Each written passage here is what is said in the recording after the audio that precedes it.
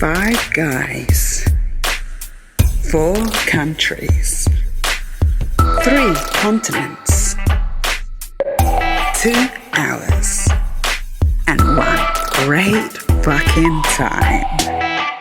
It's 3 the hard way.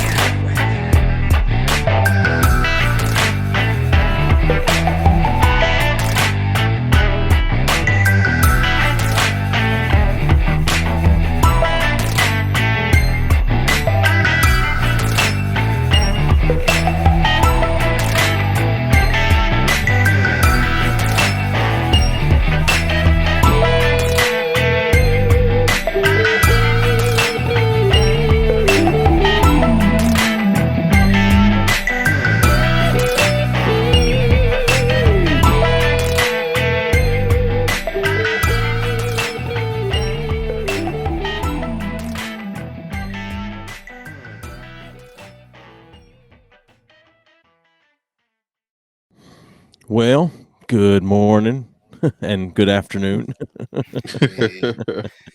Great intro. Yeah, I do like that one, honestly. But so there's only 3 of us. So we've just shortly before coming on here, Josh has had a family emergency, and so he couldn't make it. And then, if I'm understanding correctly, Easy is stuck at work right now. He had I guess a colleague fuck him over and called in sick. So it's just the 3 of us, and that's fine. I mean, sure. so anyway, how's everybody doing? I talk to the 2 of you pretty regularly as far as text messaging goes. So yeah, things are good here in the UK. Yeah, I don't know if you guys know, but we were on red alert last week because we were touching on 40 degrees. Oh, and, that's right. Yeah. We're getting warnings of hazardous to health and hazardous to life, and all these things. And of course, the trains buckled, and we've got problems on the trains and all these sort of things. But we're struggling through. Well, that's what we do. That's what us Brits do. We struggle through. Well, that's what touching on 40 degrees is. I mean, so let's see. I'm trying to see what. I mean, I think I'm trying to do the math quickly in my head, but I think 40 degrees that's a pretty normal temperature for us this time of year where I'm at. I mean, I was just about to ask you that, Joey. What is that, like 97 here or something like that? It's got to be something like it's got to be 97 to 100, something like that. I mean, we were on red alert, mate. We were on red alert. Hazardous to life. Oh, yeah, wow, that's funny. Yeah. Didn't have to go to work. People who would normally go to the office obviously didn't have to. Of course, if there were any game, in fact, even before it hit the 40 degrees, they were saying that if your kid the sports days at school, that should be stopped. All that sort of stuff. So 40 degrees is 104 degrees Fahrenheit. So that's hot. That's hot. But I mean, the thermometer on my car yesterday while we were out said 102. So, I mean, it's I don't feel bad for you, but I guess I do. I guess I do because you guys aren't used to that. So, yeah. So we had a lot of people complaining about it. I have to admit, I loved it. Although I have to admit, like at lunchtime, Roxanne and I went out in the garden and stuff, but it was so hot that we literally had to put one of those little brolly things up and hide under the shade, which isn't something that I do often, but yeah. But nevertheless, I loved it. Except at nighttime, struggle at nighttime. Yeah. If it's 100 degrees, I don't go outside. Like I have a choice. Don't forget, we don't get it often. So when it happens, we don't fully appreciate. All we know is we don't get it often. Try to enjoy it while you can. Of course, nearly every day we were doing barbecues and stuff like that. Yeah, we were out in there, man. We're out in that. So the government is saying it's hazardous to life, but you guys are out enjoying it. Yeah, we live on the edge. That's what we do. We live on the edge. If that's the case, we live on the edge every day here in the summer, especially in August. Yeah. Red alert. It was Red really strange alert. to see it. Red alerts. 100%. Yeah, our government doesn't say, be careful. They say drink Gatorade and plenty of water. Get back to work. Right. That's so that's so all right. Because this is what it is. We talk about some crazy things sometimes. For sure. I don't understand this, and so there's ignorance in this question or lack of knowledge, or whatever you want to call it. Yeah. But I don't understand how it is that black people love hot weather the way that all the black people I know anyway. I'm painting in broad strokes here. But all the black people I know love hot weather, and I don't get it because I would think you would get hotter than a white person. Honestly, okay. I mean, that's my thought. I mean, if you wear dark clothing and you're out in the heat, you get hotter, and so I just assume darker skin makes you hotter. I don't know what it is, and maybe I'm just dumb, but speaking from my experience, warm weather activities are funner than cold weather activities for black people. Okay. So for me, it's a visual aid. I enjoy warm weather dressing girls. Women, I should say. You know what I'm saying? So if that's a summer sport, it's my favorite, is all I'm saying.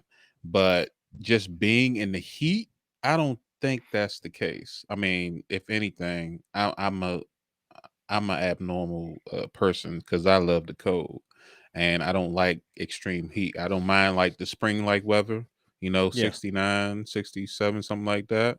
I can sit in that all day. But once you get up into the upper 80s, yeah, count me out, especially if I got to work. You know what I mean? Yeah. For me, it really is about heat. I definitely prefer hot weather to cold weather. And this isn't all black people, I know, but this is a lot of black people. I don't consider it a holiday if I don't go somewhere where it's hot. Okay. Now, that isn't for all black people. I mean, skiing and stuff like that's not for me. I was actually quite surprised when a colleague of mine in one of my old workplaces came back from a skiing holiday and he had a tan. And I just couldn't understand it. So there's my ignorance. And he had to explain to me how he came back from a place that was covered in snow with a tan. Yeah. But I've done that before. I've done that, yeah. Amazing. But no, for me, it's all about the heat. Yeah, I can't go. If I'm going on holiday, it's got to be somewhere hot, and it just makes for me, the blue skies, everything. It just is a more cheerful atmosphere, a cheerful time, a better time. Yeah. I don't grumble about the heat, especially if I go abroad and there's air conditioning. You've got the best of both worlds. If you're too hot, just get out of the heat and get some aircon. I mean, that's. But the opposite side, of course, is the cold. I don't like the cold. I'm not comfortable being cold. I can swim, but even from the school days, I struggle to get in the swimming bars, and you've got them guys in there saying, "Go get in, it's warm." It's not warm. Or they tell you once you get in, it warms up. It doesn't warm up. I was the guy who'd be in there with my teeth chattering away, and I can swim, but it was never comfortable in there. So for me, it's all about obviously the big question whether or not we feel the heat more than white people because of the color of our skin. I would assume so, but of course, I have no idea. Sure. Yeah, I mean, it's not the heat that's aggravating; it's the humidity. Yeah, no, that is. We have very humid here in Tennessee. It's very, very humid. I don't know what it's like up in your area, T, or even in England. I don't know what the humidity's like, but like you'll feel like you're damn near suffocating sometimes here because it's so much moisture in the air that when you mix it with that 100-degree or 40-degree heat, it's just unreal. But I prefer humid hot to dry heat, though. You guys, you like it when your knees sweat? Is that what you're saying? My knees sweat. So I was in Texas a few weeks ago, and it was 100 degrees Fahrenheit with little to no humidity. And the thing I notice anytime I have to go to Texas in the summer is that when the wind blows and there's no humidity, it's like somebody's holding a blow dryer in your face. At least when there's humidity and the wind blows, it's cool. It's a cool breeze. That's why I prefer the humidity. I mean, I don't want 100% humidity like we have in Tennessee sometimes, but I still prefer, 50, 60% humidity over 30% humidity. Here in the UK, we're just happy for the heat. We don't talk about the humidity or anything. Either it's hot or it's cold. Right. That's it. So I have no idea what the humidity levels are. I've never given it a second thought. Do you guys have rough winters in England? Like, are they pretty cold in the wintertime? Or I think you guys have it worse, because I see you guys come back and talk about you've really got 12 inches of snow and all that, but we get snow, but not that often and not that bad. So Tennessee is that way. We don't get a ton of snow. We may get a little bit here and there in the wintertime. I think you guys probably get quite a bit of snow sometimes, right? Yeah, it drops down to like 15 degrees here, so it sucks. Yeah, I mean, it gets cold like that here sometimes, but it we just don't get a lot of snow here. But I prefer fall weather and early spring weather is what I prefer, just because it's like it's nice. It's not too hot, it's not too cold. Like, I don't mind the cold weather, but I hate the heat, the summertime weather. I hate it. If I'm not by a body of water, whether it's a beach, a lake, a river, something like that, then I just hate the heat. I just can't stand it. So do you guys have problems with transport during fall? I mean, we have this problem apparently where leaves fall on the track, and then the train wheels have problems, I don't know, gripping or stopping. So we've had news that there's problems on the tracks, there's problems on the rails, tracks are going to be cleared because there's leaves on the track. Do you guys have that problem?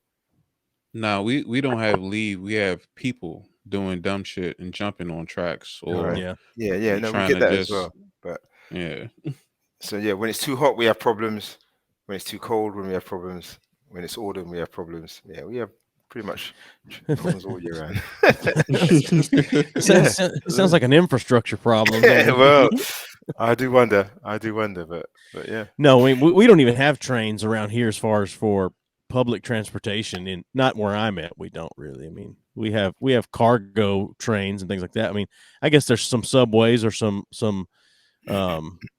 like Chicago has the rail system that's. What do you mean? I guess you don't know. What do you mean? I guess we've got. I mean, there are some cities here that have subways, but that's all underground, so there won't be any leaves falling on there. But then Chicago, which there's not a ton of trees in Chicago, so I mean they're not dealing with leaves. But I mean, but where I'm at, do you subways, Jay? We don't have subways here. All right.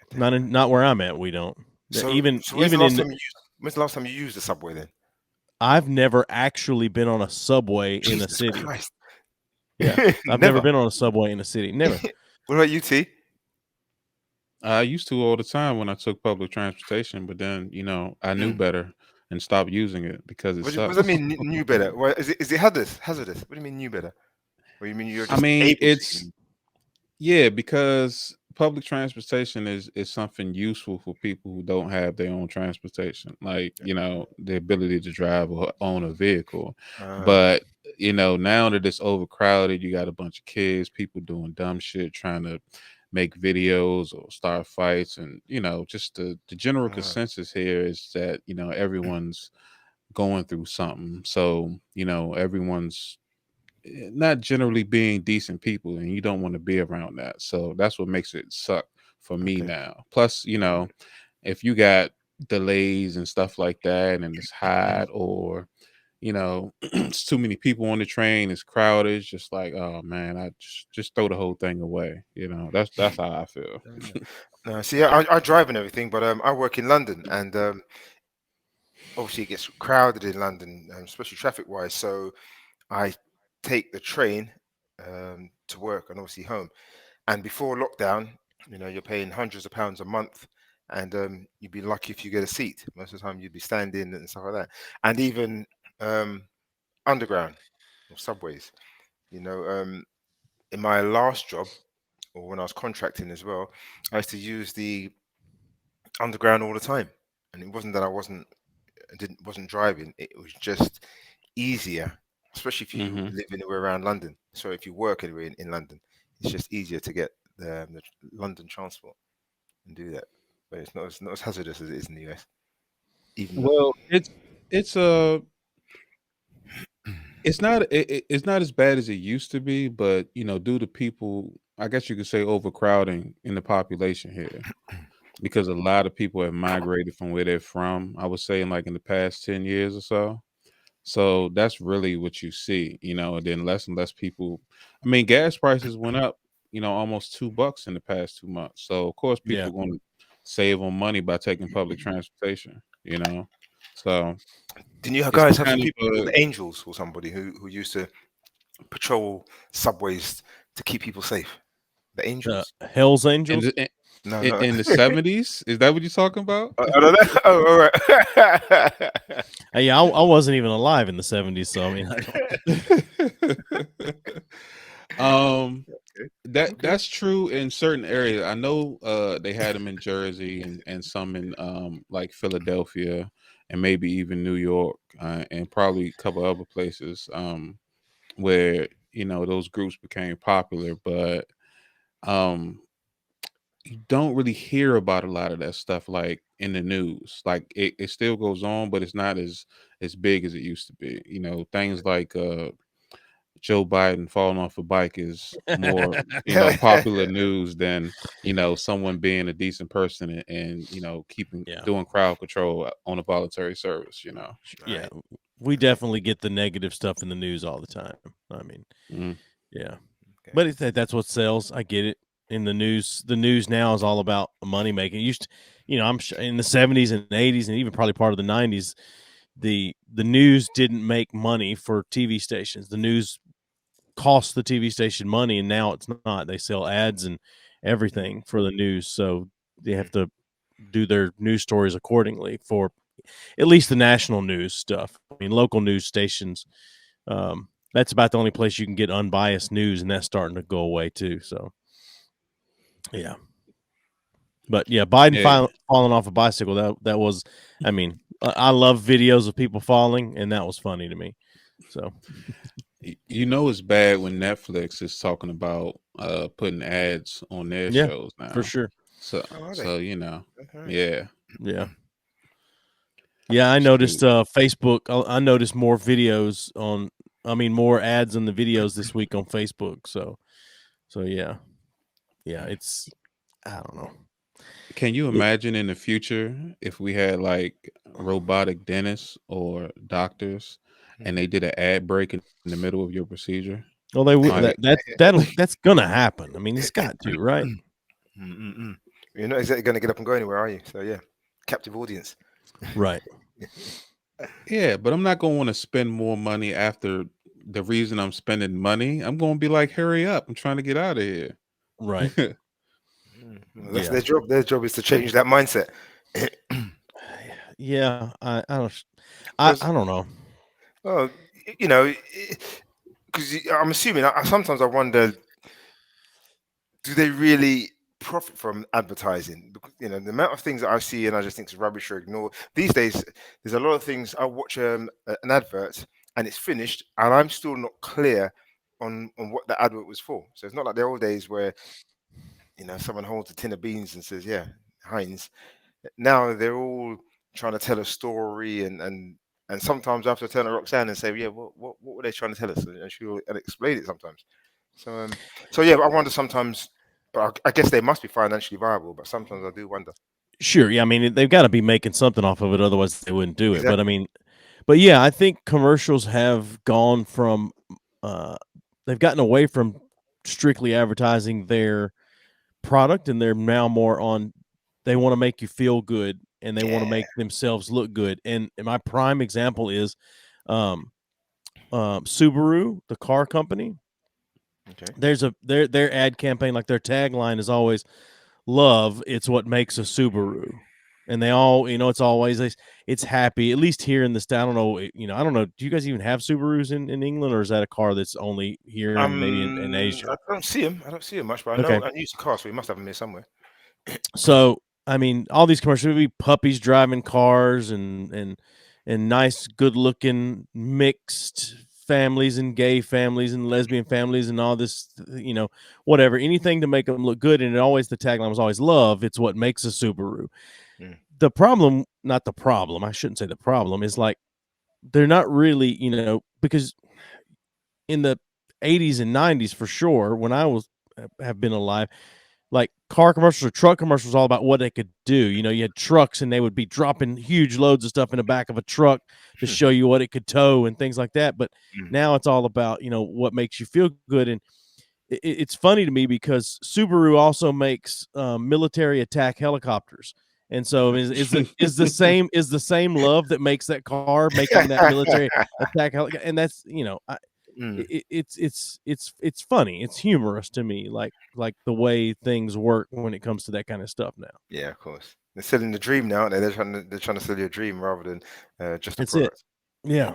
So technically, it's love that's making you want to defend whoever you're protecting. So you're fighting for love, basically. So what okay, I got you. So are you a Russia sympathizer then? It's just love that's making them go after the Ukraine like this. I am love, neutral. I am love of Switzerland. Power. You're Switzerland. Like, they can't be honest in those commercials. Hey, we got this car. We need you to buy it. That's why I'm not gonna lie. I haven't seen an ad or a commercial in like over a year. Like everything that I watch is ad free.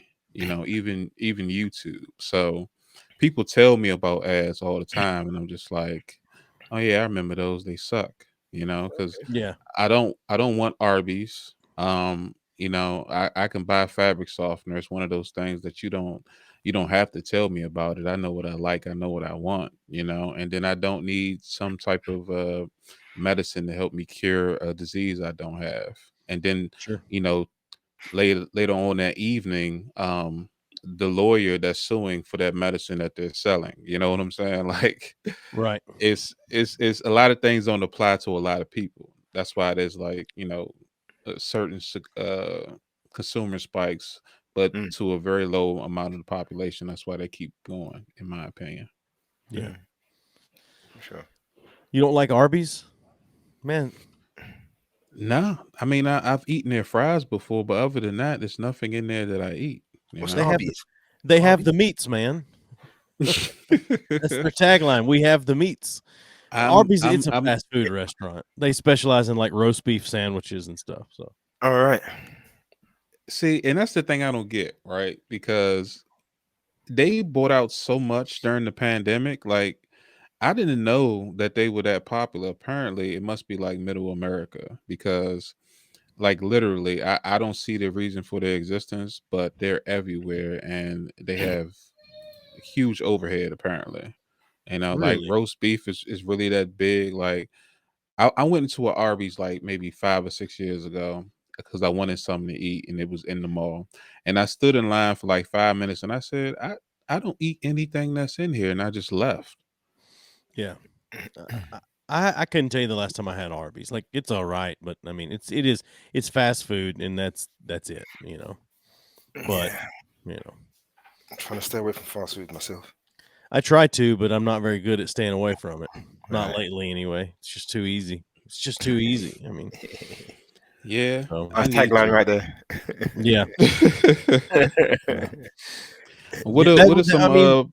That would be a great tagline for a restaurant. I think you could get some customers if you did that. One, for the humorous factor in it, but two, for the honesty. Is like, for sure. If you're just like fast food, is like, we know we're not great, but we're easy. For sure. That sounds like a couple of loose women I know. Yeah. It's 2:00 in the morning. We're not great, but come on, we're easy. It's 2:00 in the morning. What's the saying here is a 2 at 10's a 10 by 2. So Nothing good happens after 2 a.m. You should just go home. It's just I used to tell my kids that. I used to tell my kids. Gosh. I used to say nothing good happens after midnight. So if you're out after midnight, be prepared that something bad's going to happen. So are you showing your age when you start talking like that? Yeah, I mean, but I told him that when I was in probably my early 30s. I was saying that to him. Like let me think. Gabe's been driving for 10 years. So So I was in my early 30s when I was telling him that. So what's their response to that? Are they just sort of saying, yeah, Dad, or are they just sort of saying, no, that's really, they're like, yeah, okay. that's really it. Okay. All right, yeah. Let's end this conversation right now. Yeah, okay. Right. Yeah. I've come to learn that you can say that, but experience is the best teacher. Yep. Because I used to adhere to a lot of people's warnings or lessons, and I still took that chance. But it wasn't until I went through it and I experienced it, I was just like, yeah, it's a good reason he said that.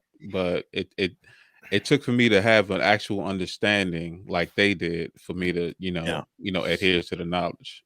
Of course, as a parent, you still, I'm assuming, will always try to steer your children away from something rather than saying, "Oh well, look, let me just let them go through it themselves." I'm assuming.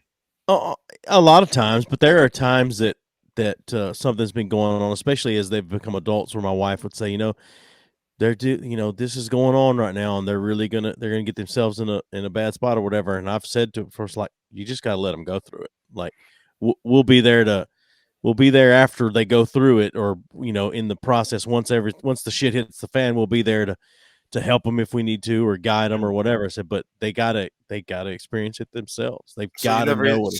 So you never actually bothered to say anything to them at all? No, we have, but as an adult, as an adult, it's like you kind of I shouldn't say as, with them being adults now, it's kind of like they say what they're gonna do or what they're thinking about, and then it's just like, yeah, I wouldn't do it that way, or I wouldn't do that, and then you just kind of leave it at that, and then they make their own decision, and that then makes perfect sense. Yeah. That So makes perfect sense. Yeah. It's finding it's a very fine line to walk between trying to be controlling and make them do the right thing, and then also just kind of give them some advice and then leave them to make their own mistakes. So Yeah. But you just said it. I think I know my kids, they're at the age now where all I can do is advise them, because anything else is nothing more than moaning. And I remember when my old man used to try to talk to me, and of course now I look back on it, and most of the things he said was right, but at the time I'd be sort of looking up the sky and and you finished now and all that kind of stuff. Yeah. So, I don't know how the hell he didn't tear me apart, but he was pretty patient. I stopped listening at 14, so I understand. Yeah. But I try to talk to my children. No, I try to do. I try to talk to them when there's not a problem. That's what I try to do. I try to constantly trying to talk to them about life and stuff that's going on, because I find that they're more likely to listen. But when something's happened, or I think something's going to happen, and I try to talk to them, it becomes a bit more like a lecture. And then you can always sort of see that they're glazing over, or they're just going to say whatever I want to hear, just so that the conversation can come to an end and they can go about their business. So, I always try to have conversations rather than lecture or try to stop them from doing something that they want to do. Yeah, it was growing up was an interesting thing for me, because I say interesting. It was my parents divorced when I was, I don't know, about 8 years old or 7 years old or something. But I don't remember my dad offering a ton of advice on some things. I mean, he would give you some advice, like, you need to go to college, you need to have a good job, some of that kind of stuff. And then on the flip side of that is my mom would talk nonstop. Like, but she would lecture if you got in trouble for something. If you got in trouble for something, she was going to beat your ass, and then she was going to talk to you for a long time too. And it was like, I would rather just take a double ass beating than have to sit through all the talking as well. Like, my dad there was never physical discipline for my dad once my parents divorced, ever. Like, he would ground you or whatever you want to call it, but that was really the end of it. But it's my mom. God, she could talk your fucking ear off, man. Like just nonstop talking, just nonstop. I don't think I've ever been grounded. I just been beat. Like Yeah, being grounded. Now, we used to laugh when our my friends used to talk about being grounded. That was a whole new scenario that we'd never heard of growing up. Being grounded. Wow. Yeah, so my dad would ground us, and my mom would beat us and talk to us and ground us. Like we got all of it from her. Yeah, Like our parents used to beat us to the ground. yeah, Beat us to the ground, man. she's what she used. The last time she whipped me, I was 16 years old, and it didn't hurt at all. Like I kind of laughed a little, not a lot, because she would have. I don't know. She threatened me to get a man from church to do it the next time she had to, next time she had to. It was one of the ministers at church was a former military guy. He's big, tall, nice, but like stern, former military, black man that had a soft spot for single mothers, and she said, "I'll get him to do this next time I have to do it." And like now that for sure was like, okay, he that'll hurt, but she didn't hurt. But Wow. but around that time is when I moved out of her house and moved in with my dad full time anyway. So I see why. yeah. Yeah, Well, no, I yeah. mean, she was, it was very religious in the house. And so I just couldn't handle it. I mean, like there's, only certain music I could listen to and things like I wasn't allowed to listen to Elton John. And I fucking love Elton John. I think he's a phenomenal artist. And I was not allowed to listen to him because he's gay. Like, it's crazy. So, Love it. yeah. Love it. Me and my brother and I, we used to be playing. We used to be I used to be in what they call a sound system. I don't know if you guys even know what a sound system is, but basically, the group of us and we would like string up boxes and play in parties and stuff like that. So I had a system in my room upstairs, and my brother had a system in his room downstairs. And every morning before school, I'd be hitting some heavy dub records or some Rastaman tune or something like that, and my brother would be doing the same. And for some reason that's beyond me, my parents used to put up with it. Yeah. Yeah. And Not my so, mom. Not my mom. well, I wouldn't put Well, up with that shit. I wouldn't put up with that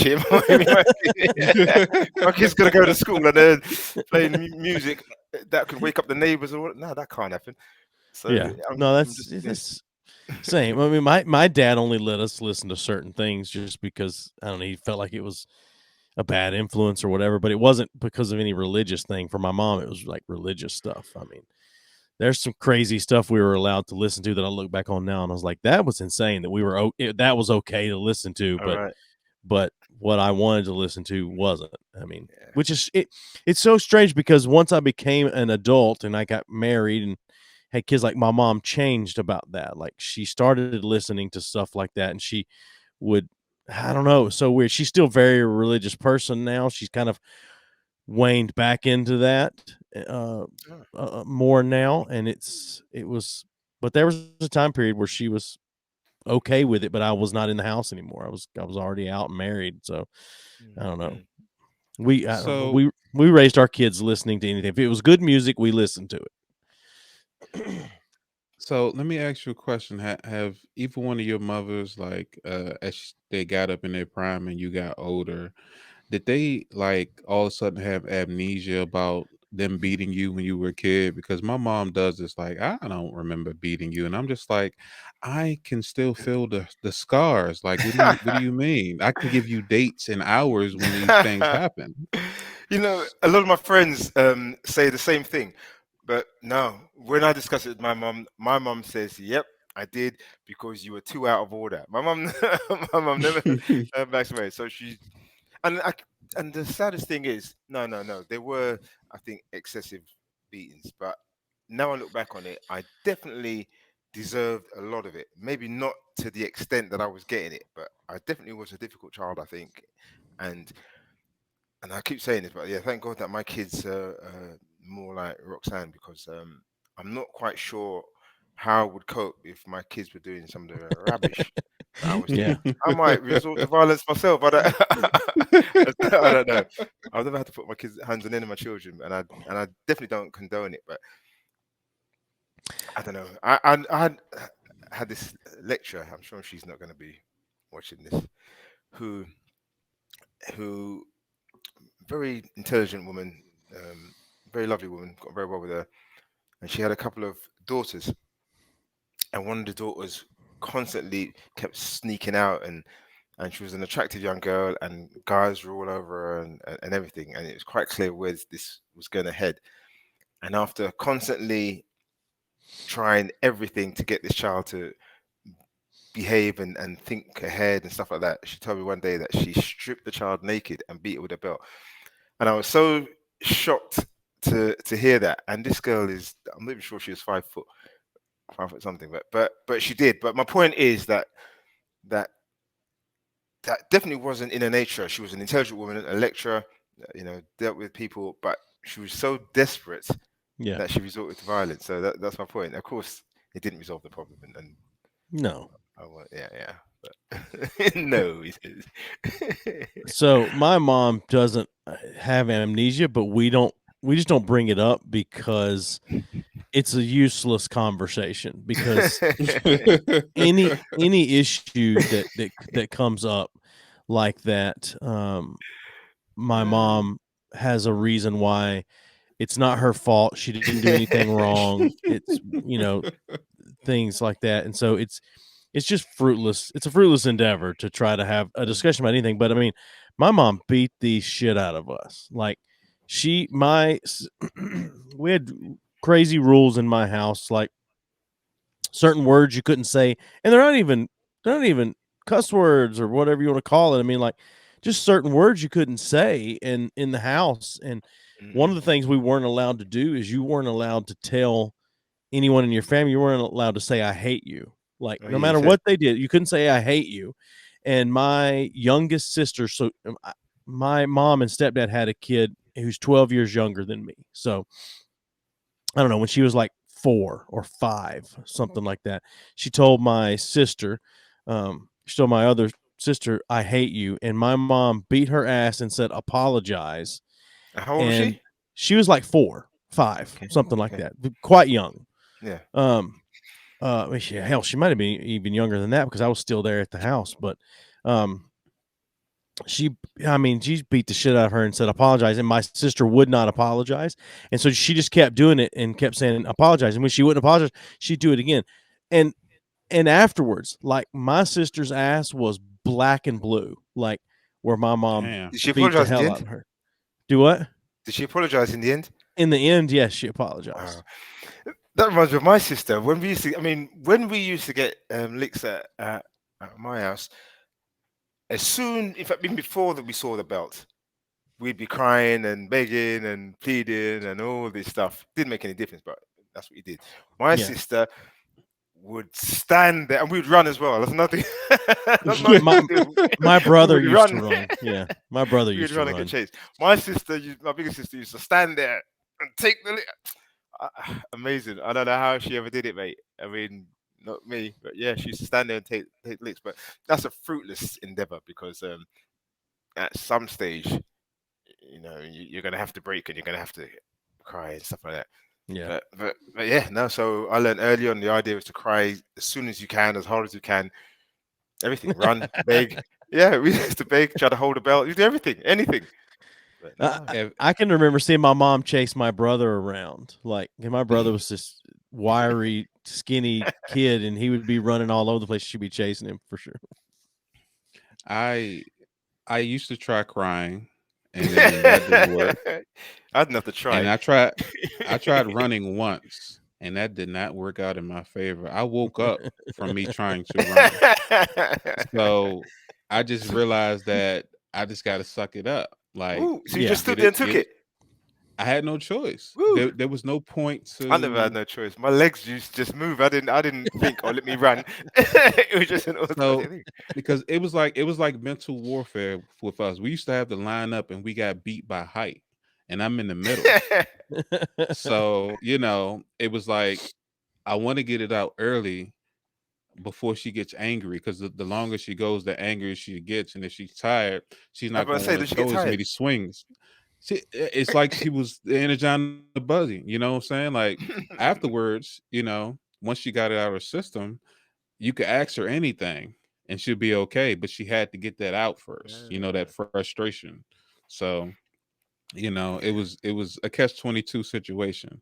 And then for me, that was like some of the best sleep ever after ass whooping. Oh yeah. Comatose. My dad used to beat us until he'd be sweating. And someone it was like labor to him. Man.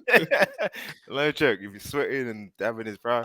And he always used to talk while he was beating us as well. When you say a word, when I tell you. Yeah. So each word was My mom did that. My mom did that shit. Yeah, and repeat themselves 2 or 3 times.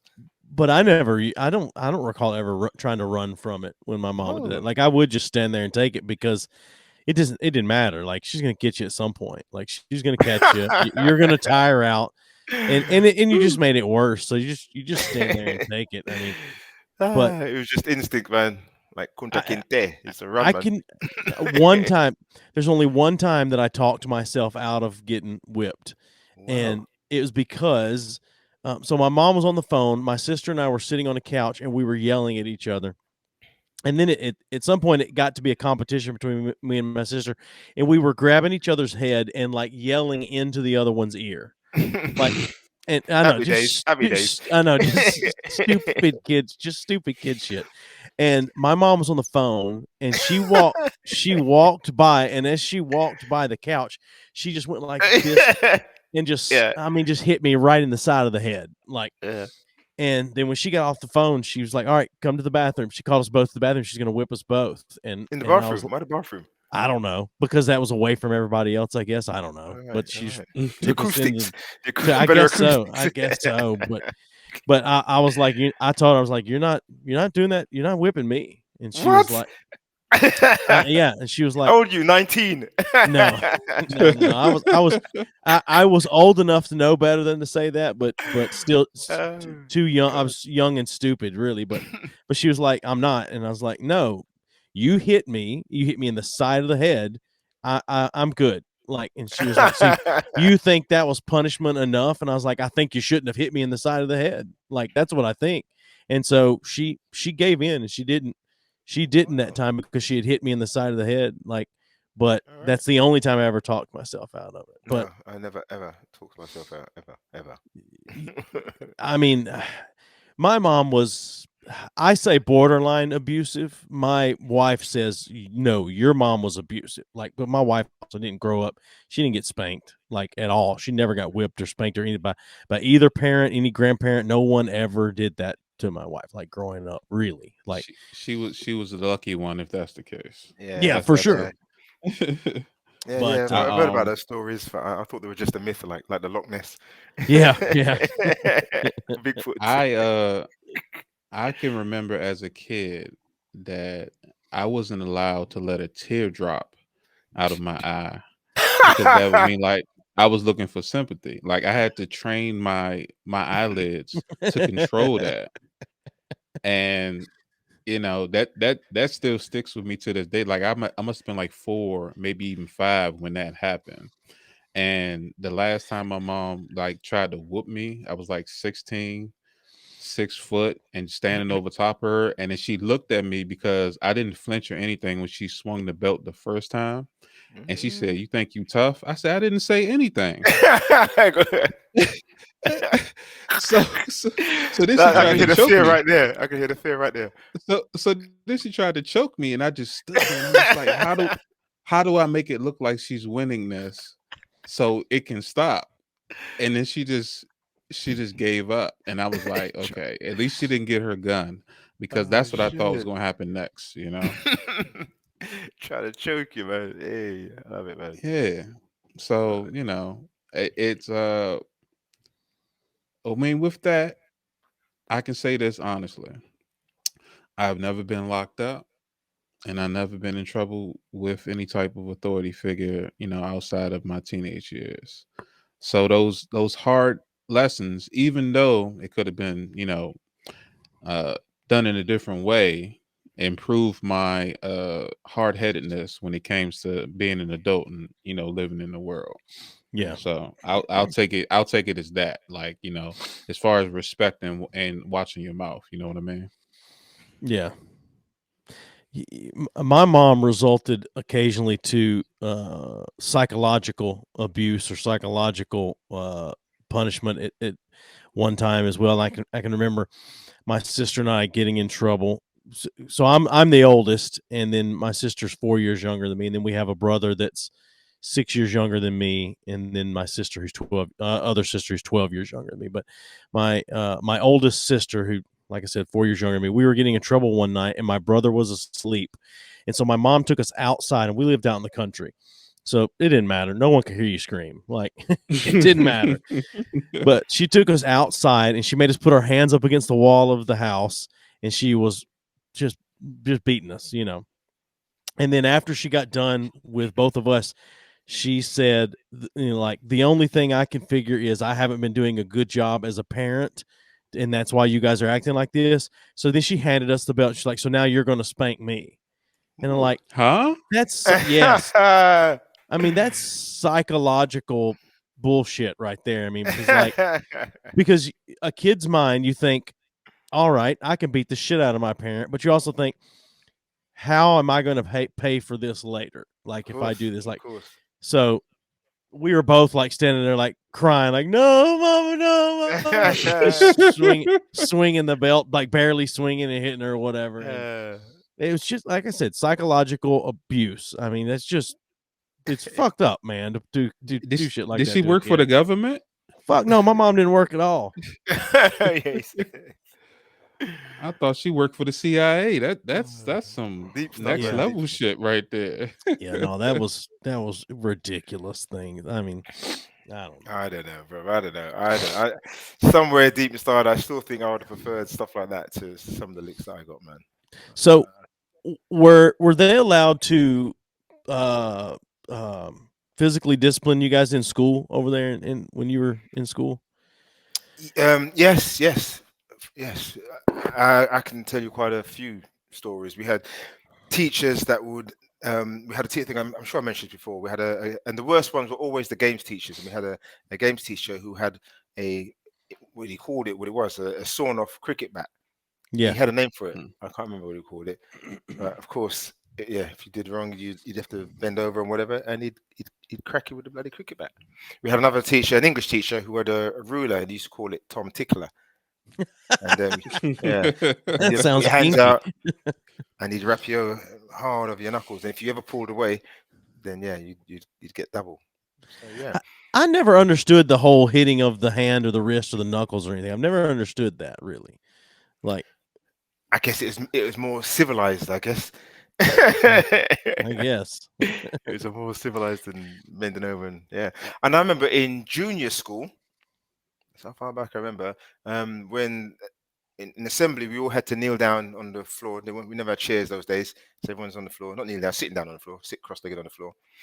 And they brought a kid up on the stage, and he got slippered in front of the whole school. Now that's entertainment. I can imagine, for sure. But yeah. I mean, that's the kind of mad stuff that was going on back in the day, mate. It got slippered. Imagine that in front of a whole school. Who knows what that would have done to him psychologically? I don't know. Oh yeah, for sure. I had a teacher in the 2nd grade hit me with a ruler, and it threw me off to the point that I didn't like that. I'm like, that's not apparent. So I just pushed her, and she fell into her chair. And I just, I ended up getting in trouble initially, but my mom came and corrected the situation. But still, like, I guess I kind of lost respect for authority figures after that, because regardless of what anybody says, it's just like, to me, teachers don't have the rights to put your hands on you. Like, they probably did that, like late 80s, early 90s or whatever, and that's when I was coming up in school.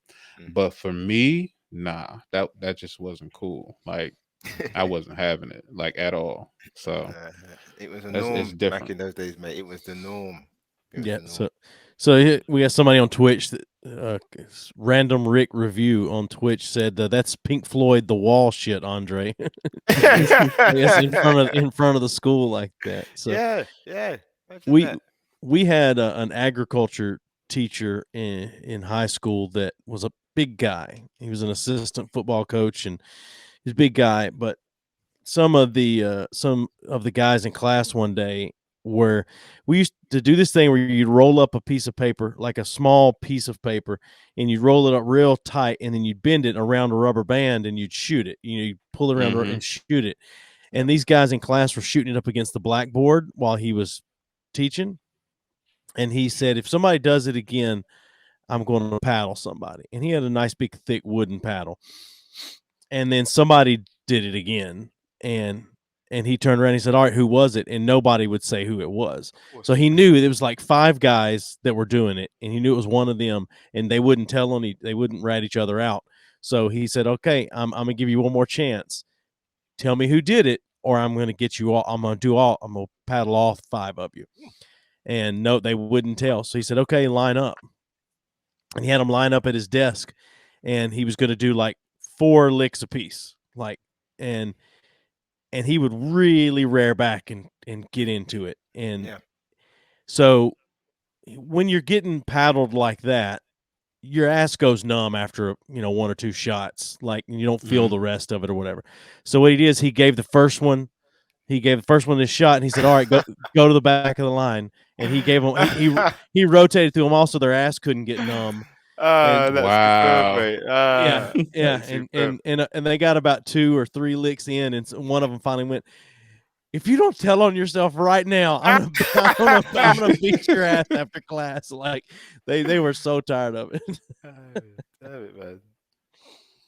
That's cool. Damn, now that's psychological right there. Right. That's what I was gonna say. Maybe he knew. Did he knew your mom? It sounds like she gave him. Actually, I think he did. Actually, I think he went to school with my mom. Yeah. Oh, please. Which I grew up in a small town, so everybody knew everybody. Like, yeah, all of my teachers either went to school with my mom or they taught my mom. They'd either been there long enough that they taught her. So anyway, yeah. Oh man. So did anybody ever cry when anyone else in the family got licks? I used to cry when my brother got beaten, and of course that didn't work well for me because my parents used to ask, my mom especially asked, what were you crying for? You want something to cry for? If I didn't stop, then then I'd get beaten. I don't remember. I was gonna say I did when I was younger until I realized that a lot of my siblings are snitches. So then I would kind of like cheer on mentally, like, yeah, that's what you get, I can remember my sister crying when my mom was beating my younger sister's ass because she said, I hate you. I can remember my other sister crying because she felt like my sister was getting in trouble because she had told on her or something like that. So yeah. Outside of that, no, I didn't cry when my siblings got in trouble. Not at all. That's a cry, man.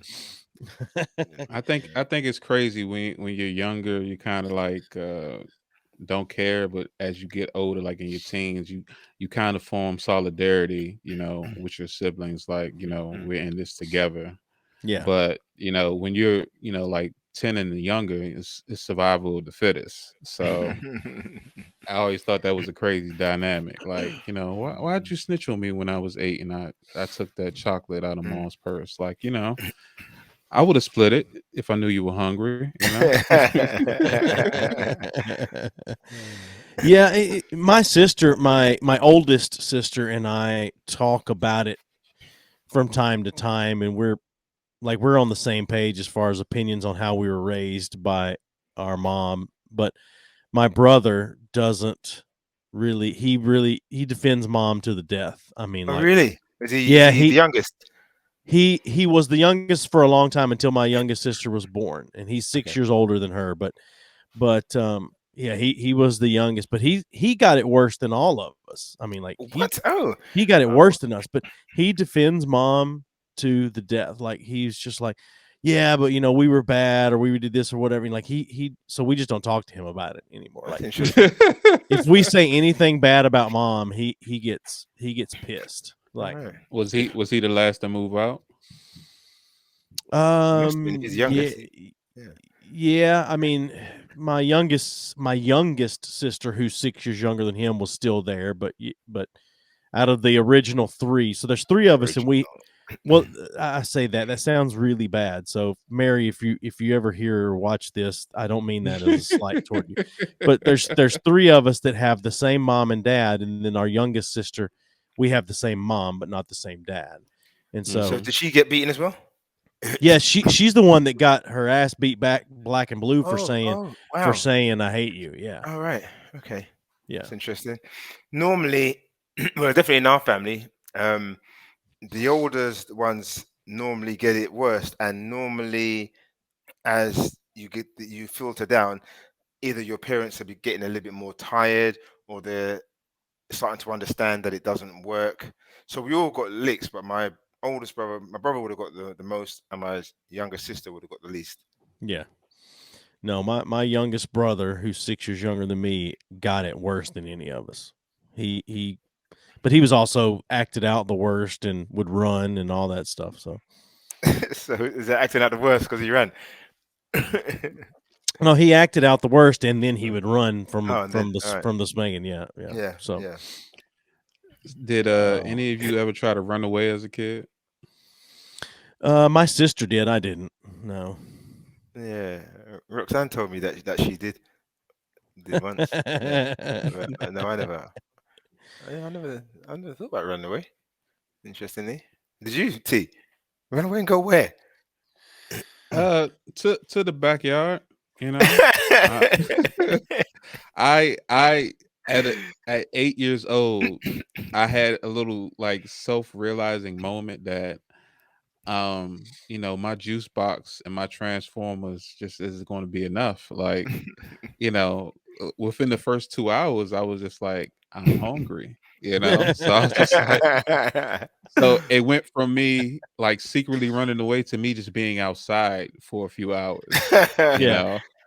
Because I didn't I didn't think it through. I didn't have a master plan. I'm going to do this. I'm going to do that. And it just like clarity hit. It was like, you should go back home because did they even know that you have no place to go? Did they know that you ran away? No, not at all. Like I said, that's how it came off to them. Like I was just outside for a couple hours. Love it. But it was right after a beating. I was like, I'm not taking this anymore. I'm getting out of here. And I did the generic thing. I packed a toy.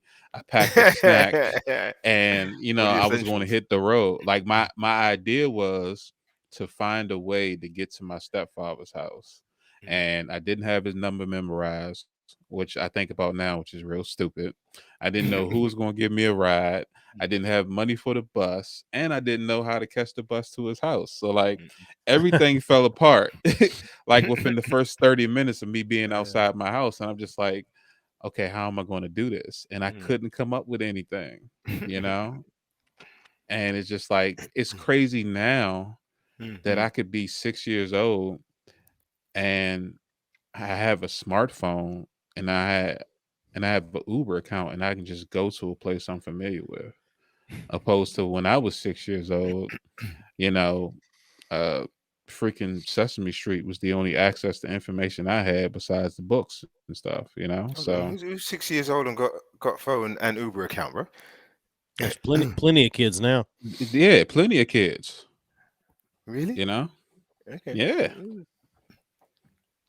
Now I do know that there are a lot of kids with like only certain apps on their phone, or even certain things, like they don't at 6 years old.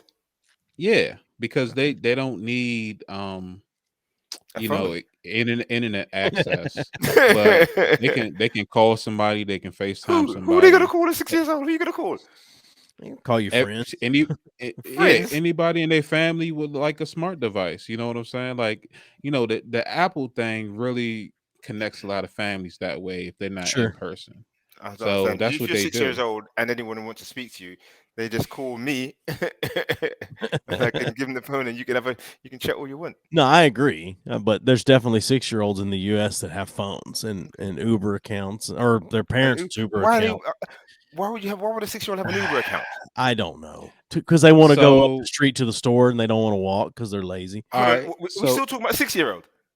I'm yeah. not. So Look, it's probably not normal for a 6-year-old to have an Uber account, but I'm sure there are some out there that do. no, because there's some situations where there's like some latchkey kids, Yeah.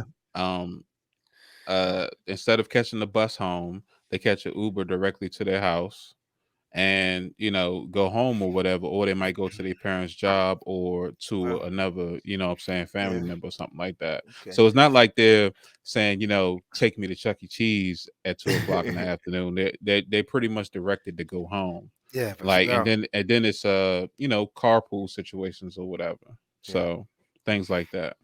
If I were an Uber driver and I pulled up and it was a 6-year-old kid, I would pull away. I would like, there's no way that kid's getting in my car without an adult with him. No You way. know what? No way. And then something happens to that child, and they track down Joey. He was the callous bastard that left that child out on the street on their I'll take my on their chances. own. I'll take my chances. There's no way that I'm letting a Yeah. kid alone get into my car. No way. My wife and I were talking about when it comes to kids and things like certain things. Well, there's a teacher locally here that recently got indicted for. He's accused of sleeping with students at some as young as like 14 years old, and he's like, I don't know, 33 or something like that. And some of those, I don't know how much of it was coerced or how much of it was a student trying to flirt with him too, or what, I don't know. But it doesn't matter really. But we were talking about that. We were talking about that, and I was just like, there's no reason that a teacher should be alone with a student, especially a student of the opposite sex. It's like there's just no reason for that, especially in a closed room or whatever. And she was like, my wife was saying, yeah, but because she used to be a teacher, and she was saying, yeah, but you don't know how often things like that just happen where you catch yourself alone with a student. And I'm like, yeah, but as soon as you notice you're alone with a student, you then don't be alone with a student What about anymore. counselling? Well, I don't know. I Kids get still, counseled by teachers. yeah. For most schools have a Counselor. guidance counselor. Yeah, so That's still one person and a kid, though, isn't it? it is. But the guidance counselor's office is usually in with all the other offices. So while they're in a room alone, there are still other people around walking back and forth and things like that. So it's not as likely for something to happen. But if you're in a classroom, if it's a planning period, and you're in a classroom, you're a teacher by yourself. I mean, there's an hour. No one's coming in your classroom or going by your classroom. Like there's an hour of just alone time. But or locker rooms. I mean, my wife said that when she was in school, there's plenty of times where she would be in a locker room like after like dance practice or PE or whatever, and like the male coach would think the locker room was empty and walk through to go to his office or whatever. And she said, so there she is, just her and a male coach in a locker room alone, while she's doing, getting her stuff together to leave or whatever. And that's just like, that's insane. First off, that's insane to me that a male coach has to walk through a female locker room to get to his office. Yeah, that sounds kind of crazy. That's weird to me anyway, but I just don't get some of that being, I don't know. Like that's why I say that's only in the last, I don't know what it is. I mean, there was a time when people never thought twice about it. So yeah. Now with so much that's happening and all these stories, it makes perfect sense what you're saying. But there was a time when you wouldn't have thought twice. You'd be in detention, just you and one teacher. It's the few and sometimes lately growing numbers of bad individuals that make it hard for decent and actually wholesome teachers to do their job, because now they're hesitant to even be compassionate to a student that might be going through something or has something they want to talk about that they don't feel comfortable talking to their parents about or whoever. So it's it's a steady decline in just common decency when it comes to how people treat each other. So because they're like, I used to have a great teacher years ago that actually became a mentor of mine, and he's been in the school system for like over 40 years, and he's going to be retiring real soon. But that's a dime a dozen.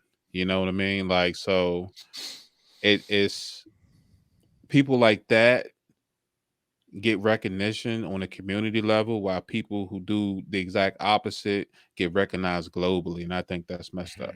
Yeah. Of course, it affects us. It's not just teachers now; it's anything now. If a young child walks up to you, you have to be careful how you react. There might have been a time when someone might have, you saw the parents, the child walked up, you might even consider picking up that child. It's unlikely you do that sort of stuff now, man. That's why I say, if I drove an Uber and I pulled up and there's a kid there, there's a kid there alone, they're not getting in my car. No way. No way. Not alone. No. I would do the same thing, Joey. So there's no as I said, sometimes there's no win situations, man. But if something happened to that child, you can be sure your name would be in the papers, mate, or on the news.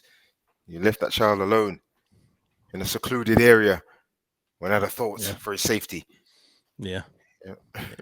Well, I would be right there on the news going, "Yep, I sure did." No, I'm not. If I had picked that child up and something ended up happening to that child after I dropped it off, my name would be in the news as well. So I'd rather my name be in the news for leaving a child somewhere than touching a child. So if you left him alone and he got attacked by a bear, that's better. Yes. It's better for me. It's better for me. Man. Because they don't prosecute the bear, they prosecute the man. Well, yeah, but I'm just saying, like, if first off, I'm not driving an Uber. I'm not going to be driving an Uber somewhere where there's bears just coming out and attacking me. So I don't have to worry about that. but yeah, I mean, I just I'm not doing it. So what if as you pulled off, you saw him get attacked in the rearview mirror? Do you go? Oh, I would stop and help. Yes, for sure. And then I would sit there and wait till somebody else came to get him. You're not getting in a car. You're not getting in a car and being alone with me. Like, right. You're gonna let him bleed out while someone's coming to get him? Yeah, I'm gonna call 911 and help him. Okay. But I'm not. I'm just. I think that's a tough one. Right? It's extenuating circumstances for sure. But if I just pull up, and if I pulled up and there was a 16-year-old, so let's just take if there's a 16-year-old girl who's called an Uber and I'm driving Uber and I pull up, no fucking way, no way am I getting. I've never thought of it like that. So again, if it's a secluded area, if it's getting late, what would you do then? You can't just leave her, I'm sure. You can. Okay. Would I feel good about it? No. But I'm not taking a chance. I gotta protect myself. Yeah, I mean, I've never really thought about it, but I'm not sure that I would. So, all right. Hold on a minute. I think I have a solution. If it's a secluded area and it's a teenage girl calls an Uber and I pull up there, I think what I do is I call somebody on the phone. I call somebody on the phone and let the girl gets in the car with me, and I keep that person on the phone the whole time. So you say make alternate arrangements or something. No, I'm just going to say I keep someone on the phone with me the whole time from the moment she's in the car, somebody's on the phone with me, to the moment she gets out of the car, somebody's on the phone with me, so that I have that alibi and that person in my corner to go, nope, I talked to him the whole time she was in the car to protect myself. You have to nowadays. Yeah, I hear that. I mean, gone are the days of innocent until proven guilty when it comes to that's the problem. That's the problem right there. Yeah. So back to the whole teacher sleeping with student thing. I'm going to assume you guys think the same way I do, but anytime I see a male teacher slept with a female student, I think he probably coerced her into it. And anytime I see a male student sleeping with a female teacher, I think, yeah, he's probably happy with it. Like, it doesn't bother me as the same. I don't. Yeah, I think that it definitely doesn't bother society the same. I have to admit, I'm not sure that every time I see a male teacher, and he's with a female, that he's always coerced her, because I think that there are some 16-year-olds that think that they're women and may behave in certain ways that they shouldn't. But that doesn't take away from the fact that he's still at fault, and he's old enough to know better. But I'm not sure he would have necessarily had to have coerced her into it. Well, I mean, my wife said even when she was in high school that some of her friends were trying to sleep with male. They were trying to be alone with a male teacher, and they were flirting with the male teachers to try to. I've seen that already. Yeah, I've seen that myself. But of course, and you said 16-year-olds think that they're women. I mean, shit. 16-year-olds look like women now. Like, well, that's my point. 16-year-olds don't look the same as they did when I was 16 years old. Like, in 16-year-old males look older than they used to look as well. I mean, it's not just females that look older. But I see kids going to school with full beards and everything. When I was going to school, man, I couldn't grow a beard no matter how much I tried. I still can't grow a beard. I'm 41 years old. I'm struggling now. But it was not as common as it is when I was in school, but now it's more prevalent than anything. But there was a lot of girls with daddy issues in high school, from what I can remember. It was to some people's advantage and other people's disadvantage. But like Joey said, I didn't mind, the shoe being on the other foot, but society isn't going to see it that way, and of course it's illegal. So, they're going to be wrong as the adult in the situation. You should shut it down and make it clear. That what you aren't doing, what you are trying to do is wrong, or what you're assuming is going to happen is wrong, and then get the parents involved. Let them know, hey, they obviously are looking for affection in the wrong place. You need to do something about it. Yeah, for sure. So I have one other thing I was for sure going to try to bring up today, but I wanted to kind of open it up if there's something specific you guys wanted to talk about.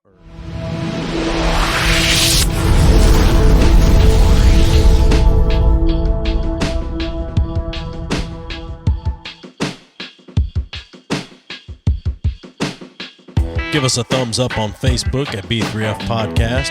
Follow us on Twitter and Twitch at B3F Podcast, and on Instagram at B3F_podcast. YouTube has all of our videos. Support us on Patreon or buy me a coffee at B3F Podcast. Send all your questions or comments to admin at B3Fpodcast.com. Find us online at B3Fpodcast.com. Rate us and review us wherever you listen. And as always, thanks for listening.